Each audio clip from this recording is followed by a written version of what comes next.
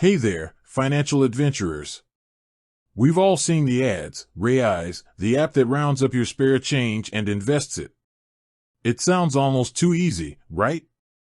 Like you're making money without even trying. But let's cut through the marketing hype and get real. Can Raiz truly help you build wealth? The core idea of Raiz is microinvesting. Every time you buy a coffee for $4.50, Raiz rounds it up to $5 and invests that extra 50 cents. It's a psychological trick. You barely notice the small deductions. You can also set up recurring deposits or lump sum investments. Raiz then takes this pooled money and puts it into a diversified portfolio of exchange-traded funds, ETFs, based on your risk tolerance. It's investing on autopilot. The fees.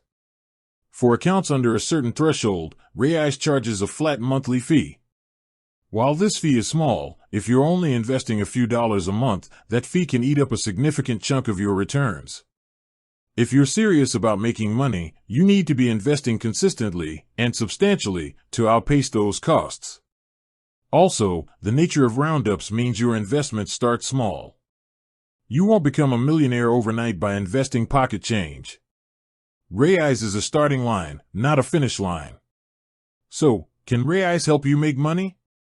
Absolutely, but with a massive asterisk. It's not a get-rich-quick scheme. Raiz's biggest value is as a financial habit builder. It makes investing approachable, easy, and painless for beginners.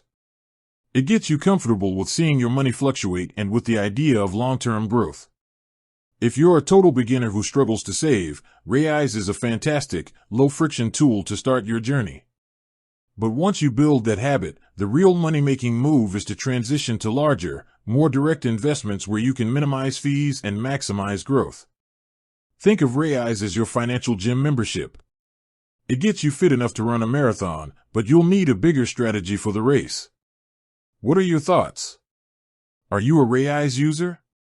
Let me know your experience in the comments below, and don't forget to like and subscribe for more honest takes on money and investing.